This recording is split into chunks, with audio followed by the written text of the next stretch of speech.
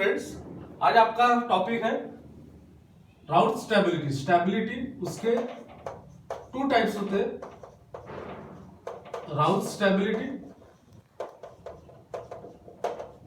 And second is Hurtsfield stability. Generally ये आपको सवाल आता है आपके इंजीनियरिंग के एग्जाम में, फिफ्थ सेम में आपको कंट्रोल सिस्टम 1 में आपको जो सब्जेक्ट है उसमें आपको आता है determine this stability by राउथ criteria या बाय हर्ट्सफील्ड स्टेबिलिटी। तो आज आपका टॉपिक है राउथ स्टेबिलिटी। बेसिकली राउथ स्टेबिलिटी आपको मालूम है कि आपका ये ट्रांसफर फंक्शन है। Transfer function C of S upon R of S means output upon input. आप इसको न्यूमरेटर बाय डिनोमिनेटर इस तरह से आप उसको रिप्रेजेंट कर सकते हैं। तो सिंगल बेसिकली आपको क्या करना है, आपको B0 S raise to power m plus B1 S raise to power m minus 1 plus B2 S raise to power m minus 2 plus dot dot dot dot dot आपको यहां पे Bm तक लिखना है। उसके बाद आपको A0 S raise to power n plus A1 S raise to power n minus 1 plus A2 S raise to power n minus 2 plus dot dot dot an तक। ये हो गया आपका ट्रांसफर फंक्शन न्यूमरेटर और डिनोमिनेटर। आपको इस criteria में सिर्फ डिनोमिनेटर का यूज करना है। इसी के लिए इसकी जो डेफिनेशन है राउथ स्टेबिलिटी की क्या है कि coefficient of D of S that is denominator are arranged in an array it's called राउथ stability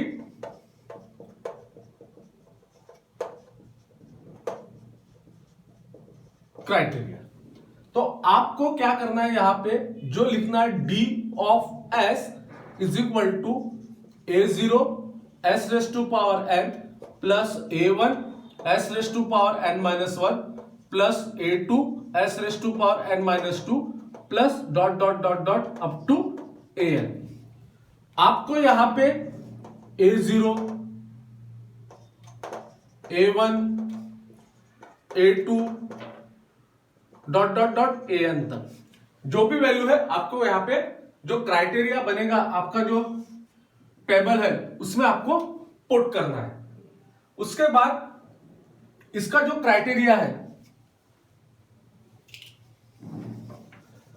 राउथ stability का क्या है कि आपका पहला क्राइटेरिया जो है there is no sign change in first column. यानी फॉर एग्जांपल आपका ये जो टेबल है यहां पे आपका S raise to power 6 5 4 3 up to S0 तक, ये आपका जो फर्स्ट कॉलम है इसमें आपका कोई भी साइन, जैसा फॉर एग्जांपल यहाँ पे 6 है 5 है 4 है 3 है, जो भी पूरे 6 5 4 3 ये पूरे पॉजिटिव साइन चाहिए। इसका मतलब there is no sign change in first column. आपका सेकंड क्राइटेरिया है आपके जितने नंबर ऑफ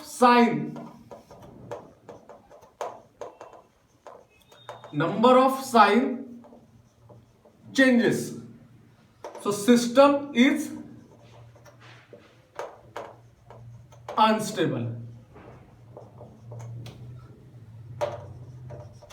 आपके जैसा फॉर एग्जांपल यहां पे प्लस है, यहां पे माइनस, फिर प्लस, यहां पे माइनस। इसका मतलब यहां पे आपके दो साइन चेंज हुए। जितने साइन चेंज होंगे उतने ही आपके जो रूट्स है,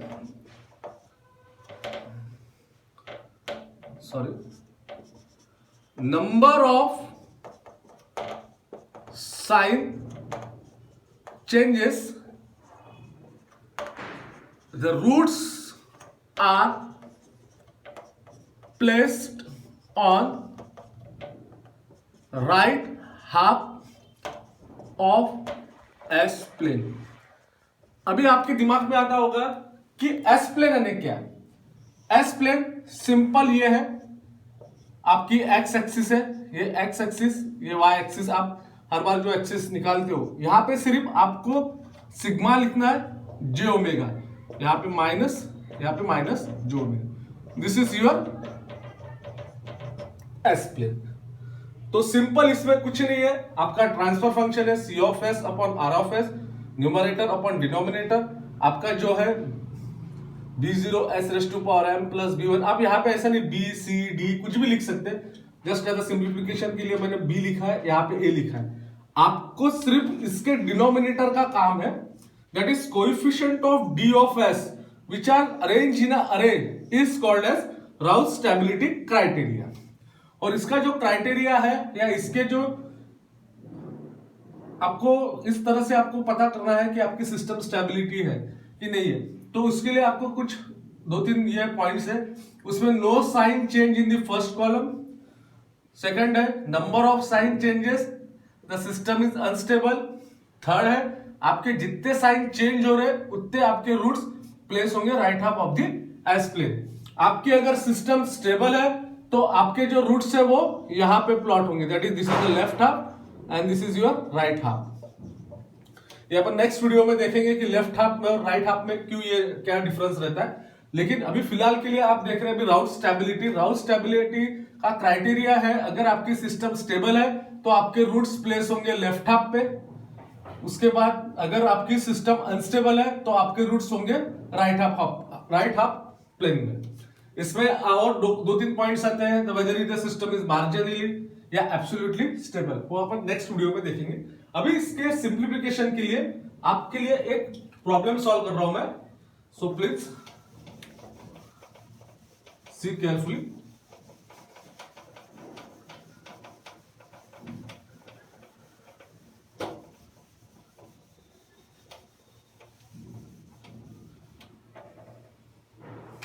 फॉर एग्जाम्पल ये आपका प्रॉब्लम है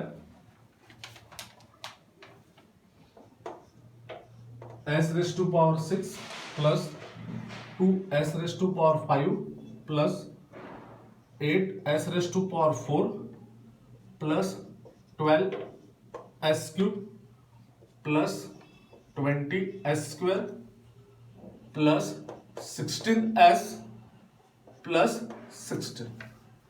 ये आपका प्रॉब्लम है। आपको आता है एग्जाम में determine the stability weather the system stable और अनस्टेबल।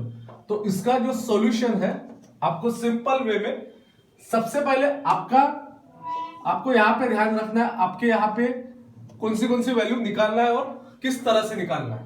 तो मैंने प्रॉब्लम की इससे मैं आपको सॉल्व करके बताता हूं। आपका जो सॉल्यूशन है सबसे पहले आपको ये जो है आपकी जो वैल्यू है ये पूरी डिनोमिनेटर की है, जो आपका राउथ स्टेबिलिटी क्राइटेरिया था डी ऑफ एस। जैसे यहां पे a0 का 1, s के पहले कुछ नहीं है, a1 का वैल्यू 2, a3 का वैल्यू 8, a4 का वैल्यू 12, a5 का वैल्यू 20, a6 का वैल्यू 16, a7 तक, a7 का वैल्यू भी 16। ओके, आपने ये वैल्यूज फाइंड आउट कर ली। अभी आपको सिंपल एक टेबल बनाना है, हाफ टेबल। स्टार्टिंग आपको जो हाईएस्ट डिनोमिनेटर है आपको लिखना है डिसेंडिंग से लेके, यहां पे जो हाईएस्ट पावर है s रेस टू पावर 6, उसके बाद है s raise to power 5, s raise to power 4, s raise to power 3, s square, s raise to power 1 और s raise to power 0। Okay, अभी आपका जो राउथ स्टेबिलिटी क्राइटेरिया क्या कहता है कि आपको यहां पे a0 मींस इवन और ऑड केस में a0, a2, a4, a6, आपने a0 लिख लिया,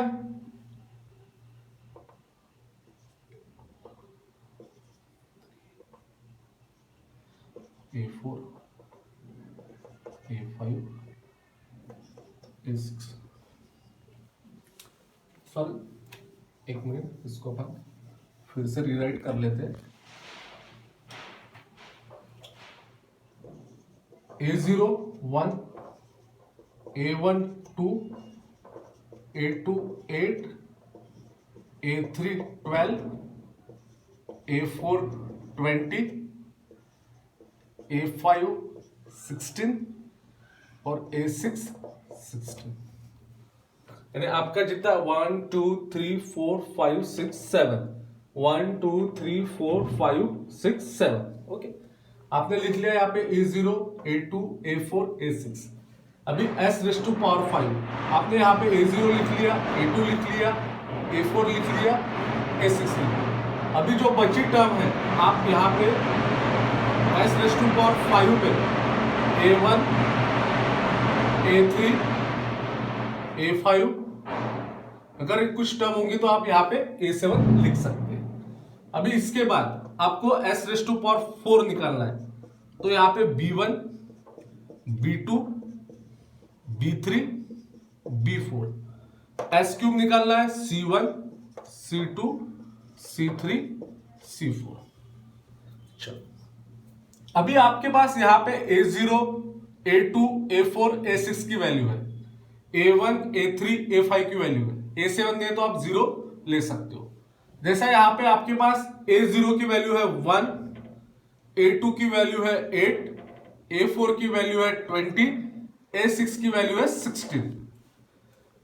अभी इसके बाद A1 की वैल्यू है आपके पास 2, A3 की वैल्यू है आपके पास 12, A5 की वैल्यू है 16, यहां पे कुछ नहीं है तो 0।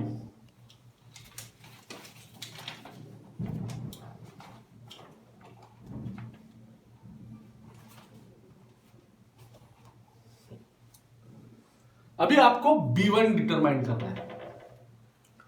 सिंपल है, आपको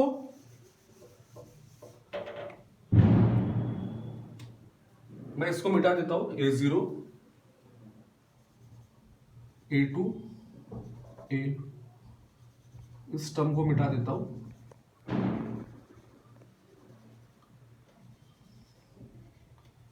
इससे आपको पता चल जाएगा, this is your 1, this is 8, this is 20 and this is 16, this is 2, this is 12, this is 16, यहां पे कुछ नहीं था तो 0।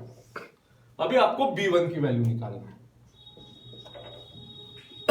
B1 की वैल्यू निकालते वक्त आपके ऊपर जो है B1 के ऊपर क्या है 2 into 8, this is cross multiplication, into 8 minus 1 into 12 या 12 इंटू 1 अपॉन जो आपका B1 के वक्त आप निकाल रहे हैं, आपको यहां पे डिवाइड करना है 2 से। क्या हो जाएगा 2 8 जा 16 minus 12 upon 2, that is 4 divide by 2, this is 2। उसके बाद आपको B2 की वैल्यू निकालते वक्त आपको फिर से इसी को लेना है 2 into 20 minus 1 into 16 divide by 2। क्या आ जाएगा आपका 40 माइनस 16 डिवाइड बाय 2, 14 में से 60 गया 24 डिवाइड बाय 2, इट इज 12। फिर आपको B3 की वैल्यू निकालना है। B3 की वैल्यू कैसे निकलेंगी, उसी तरह से 2 into 16 minus 0 into 1 upon 2 means 32 divide by 2, this is 16। यहां पे B4 की वैल्यू निकाल नहीं सकते क्योंकि यहां पे 0 0 है, तो आपकी मिल गई आपको B1 B2 और B3। तो मैं यहां पे सिंपल रब कर देता हूं B1 B2 और B3 की वैल्यू। क्या मिली आपको 2 12 16। अभी मुझे C1 की वैल्यू निकालना है। मैं रब कर देता हूं, B1 B2 B3 निकाल लिया। अभी मुझे C1 की वैल्यू निकालना, C1 की वैल्यू निकालते हो, फिर से उसके ऊपर देखना है 2, क्या है यहां पे 2 है, 2 into 12 minus 2 into 12 divide by 2, कितना हो जाएगा 24 minus 24 that is upon 2 that is 0। फिर मुझे C2 निकालना है, 2 into 16 minus 2 into 16 divide by 2, क्या हो जाएगा 32 माइनस 32 अपॉन 2 दैट इज 0। यहां पे अपन C3 की वैल्यू निकाल नहीं सकते क्योंकि यहां पे 0 0 है, तो आपको C1 और C2 की वैल्यू मिल गई और C3 भी आपका 0 हो जाएगा क्योंकि यहां पे है ही नहीं वैल्यू, तो आपको सिंपल 0 0 0 0। लेकिन आपका यहां पे प्रॉब्लम एंड नहीं हुआ है क्योंकि मुझे इस टर्म की भी वैल्यू निकालना है, इसकी भी निकालना है, इसकी भी निकालना है S0 तक। तो जब भी ऐसी सिचुएशन आती है कि आपकी जो S3 की वैल्यू पूरी 0 हो गई है, तो मुझे क्या करना है, इसका ऊपर का जो वैल्यू है 2 12 और 16, इसका मुझे ऑक्सिलरी फॉर्म लेना है। ऑक्सिलरी फॉर्म मैं इसको डिनोट करूंगा A से, A से डिनोट करूंगा, क्या है 2S4 प्लस 12S2 प्लस 16। मुझे इसे डिफरेंशिएट करना है विथ रिस्पेक्ट टू S, क्या हो जाएगा 4 2 8 32 S, सॉरी 32 नहीं 24 S। तो मैं यहां पे जो 0 लिखा था वहां पे मैं इसकी वैल्यू पुट कर दूंगा, क्या है, क्योंकि आपको यहां पे S जो आया है S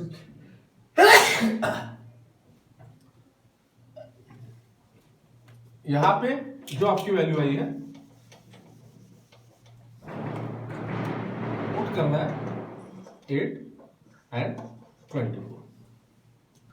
फिर उसी तरह मुझे अभी S² की वैल्यू निकालना है, मैं कैलकुलेट कर लिए, वही फॉर्मूला यूज करना है। यहां पे सिंपल 6 16, यहां पे 2.67 0 और यहां पे आपकी है 16।